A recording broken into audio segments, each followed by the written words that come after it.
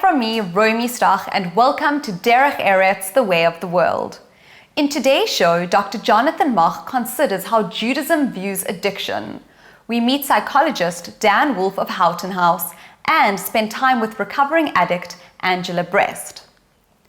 The great Hasidic Master Rebbe Nachman of Breslov taught that cravings and addictions destroy one's awareness of God and dilute the awe of God that every Jew has deep within his or her heart. Every day, each of us has thoughts and engages in negative behavior, such as anger, jealousy, or cravings for food, wealth, or sex. One can become enslaved to any of these experiences because they appear to offer pleasure, prestige, or salvation from what we think ails us. Dr. Jonathan Moch elaborates further. In the beginning of the Torah, it's the wonderful story of Adam and Eve, Adam and Chava, and the serpent, the Nachash. And they're given everything. So the very good question is they were only not allowed to eat from the tree of knowledge of good and evil. But if you think of it, they must have known good and evil. Why? Because they were told that it's good not to eat of the tree, and it'll be bad. So why was it that if they ate from the tree, it was bad? One idea is that it actually opened their eyes, because it said that once they ate, they became ashamed. They noticed their nakedness. They became ashamed. And that is what's called the shame culture. You can do things, but as long as you're not found out. If you found out, then it's shame.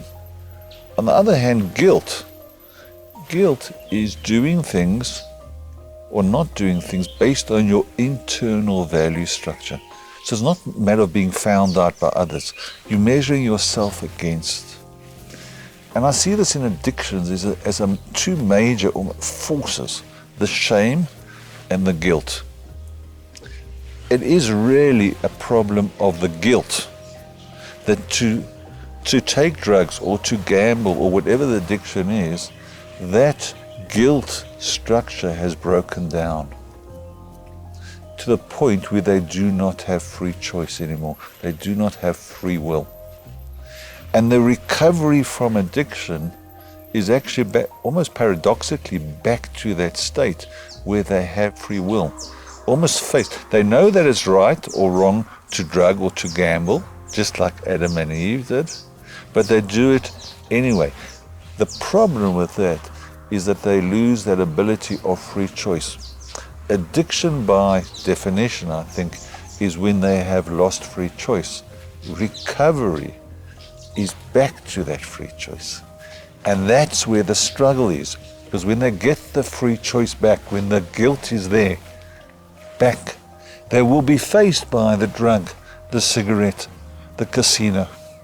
And can they now stop themselves? If we go back to Adam and Eve and the snake, it is absolutely fascinating, the loss of responsibility, at least moral responsibility. Because God, when he found them, they were hiding. And he said, Ayeko, where are you? That Ayeko, where are you, is at the heart of the guilt culture, the guilt mechanism within. Where are you standing in terms of your values? And if it drops behind, you have to make changes to that. So why did you use it? So Adam says, she made me do it. She made me do it. And she asked Eve, the snake made me do it. It's not me, it's something else. And that's what I call the victim mentality, is when you don't take responsibility. The recovery from addiction is the regrowth, the reborn of taking responsibility, which is one of those English words that is beautiful to break in two. Responsibility, your ability to respond to any situation. And embedded in that filter, that space between situation and response, is your moral voice. This is what we ought to do in this situation. And that's where I think religion, and specifically Judaism and the Torah, is so powerful, because it's telling us how to live. If we open up addiction slightly more, do not sit there watching me and think you're not an addict. You might well be. We have addictions to money, addictions to relationships, to time, that affect the way we understand situations, and that's what we have to keep working on. What are our internal addictions? It can be very difficult if you don't create space to reflect on yourself.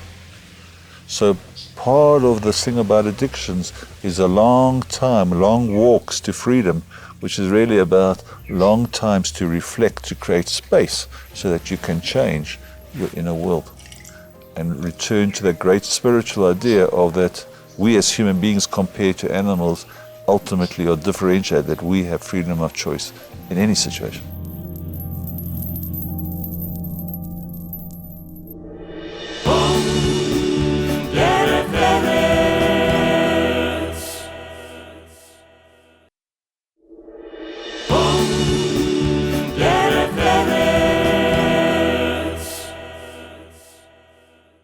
Clinical psychologist Dan Wolf has had extensive involvement in major drug rehabilitation centers in South Africa and is recognized as a national expert on addiction treatment. Based on the understanding that addiction is not a moral failing, but a recognized and diagnosable disease, Houghton House, run by Dan Wolf and Alex Hamlin, offers program phases that address the different stages of addiction that the individual may be in. I'm a committed member of the Jewish community, and at the same time have a much broader focus. And why I say that is because the work that we do is certainly not aimed at focusing on the Jewish community. It services the community across the country. Houghton House itself has been running for 21 years now, and Alex was one of the founding members of Houghton House, then became partners in the Houghton House group of treatment centers. I'm a recovering heroin and crack cocaine addict. I was using for about 17 years, and I really struggled to get clean. And eventually I found a method that really worked for me. Understanding that addiction is a disease and that there's a genetic predisposition and that abstinence is the only solution. Not only abstinence from my drugs of choice, which were heroin and cocaine, but abstinence from alcohol, from marijuana, from all drugs of abuse. And I came to South Africa early in my recovery from England, and there weren't the same opportunities for recovery available here. And so we decided to open a 12-step based abstinence model treatment center. And so in 1995, we opened Houghton House. The spiritual focus of the program is certainly of great importance because it's a neutral form of spirituality. We're talking about open-mindedness, willingness, a commitment to honesty, adopting fundamental values like humility, and certainly steering away from a way of being which was very thin and offered very little substance and didn't feed the soul of the individual. So the basis of the program offers a kind of neutral spirituality that allows people to gradually reintegrate and become functional and become high-functioning members of society. I grew up in Joburg in a very middle-class, normal Jewish family. My father died when I was 9, and my mom became a single mom to 4 children, all under the age of 18. And I think that affected me. I started to feel different, although no one really treated me differently. I had a lot of friends, I excelled academically and at sport, and I never really was thought of to be someone that would get involved with drugs. When I turned 16, I started experimenting, I think like a lot of teenagers do, and it just progressively got out of hand until by the time I turned 18 and finished matric, I had started experimenting with the harder drugs, and really felt like this was what I was missing in my life.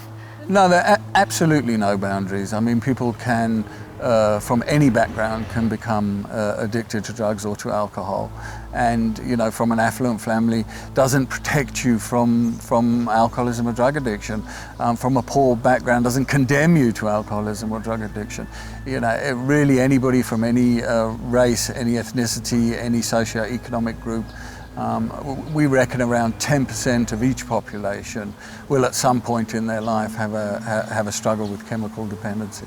Because heroin is so physically addictive, it made me look really bad really quickly, and also my eldest brother had also experimented with drugs, so my mom was quite wise to what the signs were, and in fact she kicked me out of the house 2 weeks after I'd started using heroin. That's how kind of aware she was. And then because my mother wasn't really much of an enabler, I got myself into quite a lot of trouble that she didn't rescue me from. So I got fired from waitressing jobs because I was stealing, and then she would kind of send me to rehab or to visit my brother in Australia to try and help me, but I wasn't ready to stop. So they were kind of just resting points in between carrying on using until eventually I was ready. As a psychologist, one has to be very cautious to make hypotheses that make perfect sense, but unfortunately lose traction with the individual in the process. And you know, what one sees is when people allow you to see the person that they really are, when they take the risk of dropping the facade and punting the character that they think they need to be, there's a meaningful connection that plays out. And I think it's through providence and through the enormous blessing that I've had in my life that I've been blessed to be involved in a career which is fulfilling and meaningful and allows me to see people grow and develop as people. I actually started working here about 6.5 years ago, and Dan and Alex supported me while I went to prison, and I've come back to work and picked up and flourished from where I left off. And just know that, you know, I'm living proof that this program does actually work. And not only that, that it's not just talk. You know, Dan and Alex and Houghton House have stood behind me, knowing that people make mistakes and you deal with it and you carry on.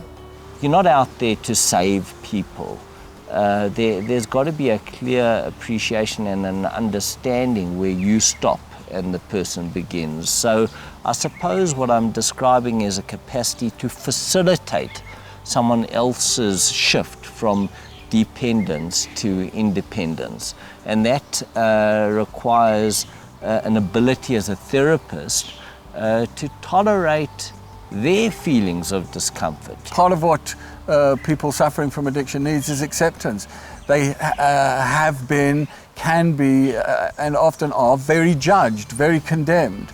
And so, you know, acceptance is an important first step. Acceptance of other people, but also self-acceptance, accepting that what's going on for that individual themselves. And so a big part of our treatment involves the use of recovering people, of people who have been through the experience and who have come out of the other side and can give you the message that there is hope, that there is a life after addiction, and not only a kind of mundane life, but a very exciting and very enjoyable and fulfilling life after addiction. Derech Eretz is a way of being which perhaps involves living consciously and making choices that are helpful to our ongoing growth and development as human beings.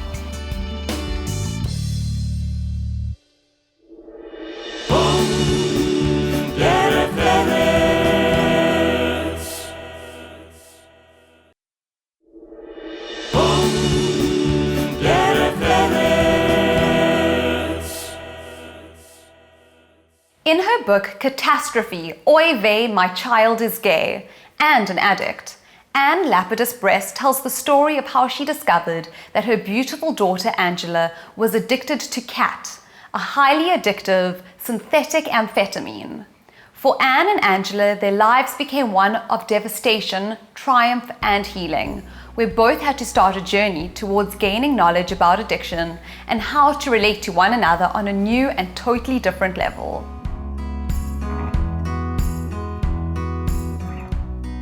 I think first and foremost, I'd like to describe myself as a recovering addict. I think it doesn't define who I am, but it's a very important part of who I am. And with that comes a lot of spirituality. For so many years, I used to pretend to be somebody else, have all these masks, all these filters, keep everybody else happy, and in the process, I lost myself and I hurt myself. And so today, I would like to believe that I've got pretty good boundaries, and I am who I am. The reason I wrote Catastrophe was because when I went through, and I know the word they use today is the journey of my daughter being in drug addiction, I was really alone. So I joined a support group and I found a lot of like-minded kindred spirits, and I could relate really well to them. And everybody was saying, you know, we didn't know about this. Nobody told us what it was like. There should have been a book. We should have had a manual. And I thought, you know what? I said to Angela, I'm going to write a book. And she said, well, why don't you? And she was very supportive, and it wasn't easy because while I was writing the book, she was in recovery. She's actually 5 years clean. She's come such a long way since then.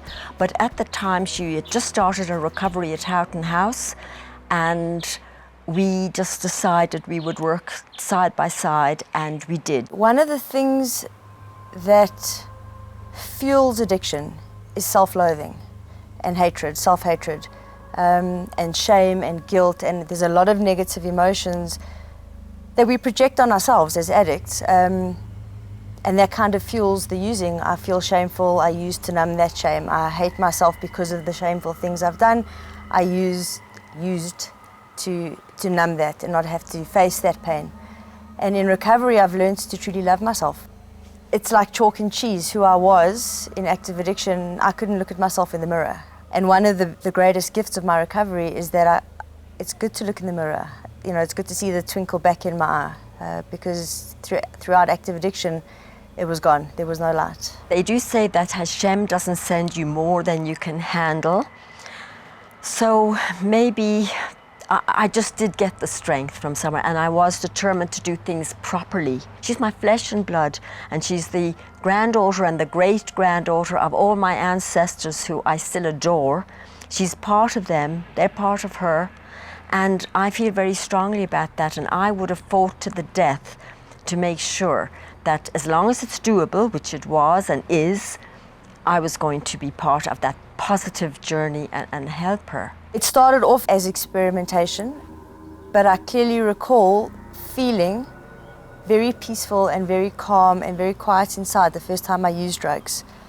And that was a feeling I never experienced. I think a lot of my life there was this underlying anxiety, feelings of dishonesty and deceit, because from a very young age I knew that I was different. I couldn't quite pinpoint where that difference came in. As a young child, I thought it was because my parents were divorced and everybody else's parents were still married. That's not the reality. I think the reality was that I realized I was different because I was gay, and because I always felt like there was something missing inside of myself. And the first time I used, it felt like that hole was filled. And then it became a more regular thing, and that there was no more hole, it just was a numbness. And I think that's what kind of pushed me to carry on using. And then the loss of my sister, I used that as an excuse for many years to carry on using. And it was only when I came into recovery that I was actually able to mourn the loss of my sister. I said to her sponsor, I said, but I can't understand. I said, she wasn't a teenager, she was old. And she said, Mrs. Brest, there is no age. Drugs do not distinguish between rich or poor, or white or black, or age. She said, I was 50 when I was an addict.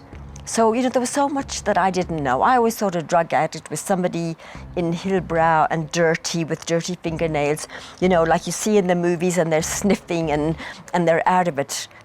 it isn't like that at all. I can feel my heart start racing faster, and the anxiety creeping in when I start to think about it, because that's what life was like in active addiction. I was always looking behind me, like that there was this hurricane chasing me and I was outrunning this hurricane, and you know, the more I looked back, the closer this hurricane was coming with all the chaos that I had created. It was just constantly worrying about how to get my next hit and how I could go about doing that. I was never present. I might have been there, but I wasn't present. And as a result, I missed out on a lot. I can't get that time back. Can't get time back. But it's always at the front of my mind. I don't forget where I came from. People often would say to me, how could you not have known? It's so easy not to know. They are so convincing, and Angela's a very charismatic girl, and she made me feel all the time that I was suspecting her and I was being absolutely neurotic, that I would always end up apologizing to Angela for having thought badly of her and then blaming myself. So it's very easy to be fooled by a drug addict, and people must be aware and not just do what I did and think it can't be. Not possible. It is possible. We don't have an off button, so they often call it the disease of more. Until we find recovery, and for me what worked was a 12-step program, which is a spiritual program. And through that growth, self-growth and self-nurturing and self-loving and becoming more aware of why I behave in a certain way and why I want to check out and numb myself.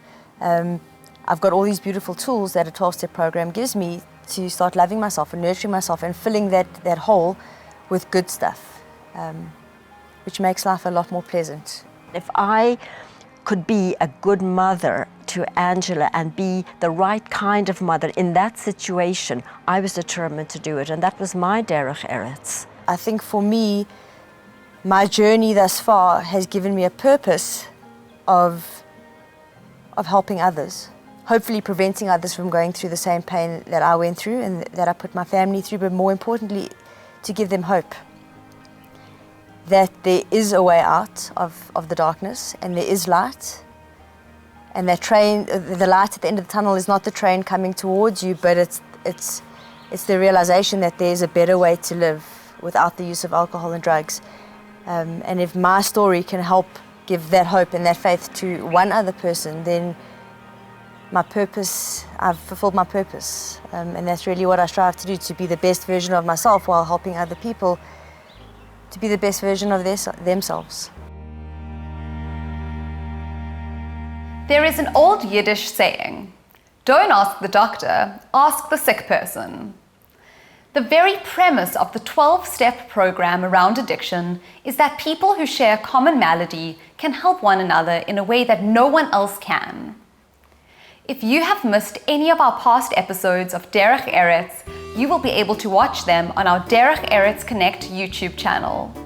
From me, Romy Stach, and the Derech Eretz team, we wish you a week ahead that is filled with compassion and empathy for those around us that need it most.